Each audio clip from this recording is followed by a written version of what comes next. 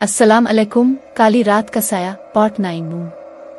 रात का आखिरी पहर। लेकिन इस रात का वक्त आम रातों जैसा नहीं चल रहा था। घड़ी की सुइयां जैसे राख राख कर चल रही हो। मुईन और बूढ़ा गांव के कोने में एक पुराने टूटे मकान में दब के बैठे थे। मकान की दीवारों पर पुरानी दरारें थीं और उनमें से ठंडी हवा के साथ अजीब सी सरगोशियां सुनाई देती थीं। ऐसी सरगोशियां जो इंसानी जुबान की तरह लगती थीं मगर लफ्ज़ पहचाने नहीं जाते थे। बूढ़े ने मध्यम आवाज में कहा, आज वो आएंगे, लेकिन याद रख अगर हमने आंख से आंख मिला ली हम कभी वापस नहीं जा सकेंगे। ये कहकर उसने दरवाजे पर कोई नमक जैसा सुफूफ छिड़क दिया। मुईन ने पूछा, ये क्या है?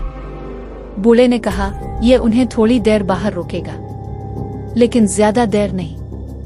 अचानक मकान के बाहर चाप सुनाई देने लगी। पहले आहिस्ता, फिर तेज, फिर एकदम रुक गई। ऐसा लगा जैसे वो जो भी थे बिल्कुल दरवाजे के बाहर खड़े। मुईन ने सांस रोक लिया। अगले लम्हे दरवाजे के नीचे से काले धुएं की एक लकीर अंदर रेंगती हुई आई। वो धुआं मुड़ता बिल खाता और इंसानी शक्ल इख्तियार करने लगा।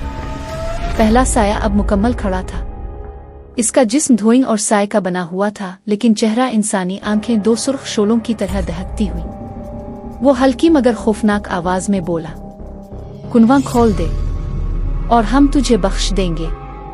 मुईन पीछे हटा, लेकिन अचानक दूसरे कोने से एक और साया नमूदार हुआ, फिर तीसरा, और लम्हों में मकान का हर कोना उन सिया वजूदों से भर गया।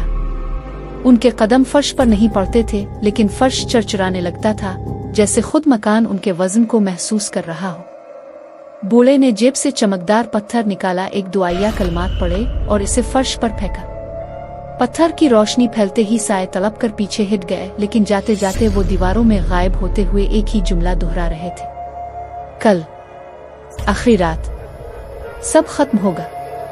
मुईन और बूढ़ा एक दूसरे को देखते रह गए। बाहर का आसमान अब सियाही से सुर्ख में बदल रहा था और वो जानते थे कि ये किसी सुबह की निशानी नहीं बल्कि आने वाली क़यामत का आगाज है। पार्ट 10 लास्ट एपिसोड के लिए तैयार रहें। अल्लाह हाफिज।